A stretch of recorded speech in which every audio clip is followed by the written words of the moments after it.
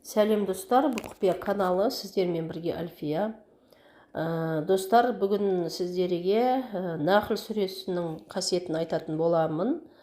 Нахл сүресінің қасиеті өте керемет. Құранда Нахл сүресі 16-шы сүре. Егер де кім Нахл сүресін тек қана бір кезек 100 рет оқитын болса, бір кезек тек қана, онда Алланың қалауымен ол адамға еш бәле жоламайтын болады. Ол адамға ауру, сырқау, қиыншылық басына іс түспейді. Алланың қалауымен ол Алланың қорғанында болады. Және де Алла тағала оның шынайы ниетіне береді. Оның шынайы ниетіне қолдайды Алла тағала. Сондықтан Нахл сүресін 100 рет оқуға кеңес беремін. Сәттілік достар.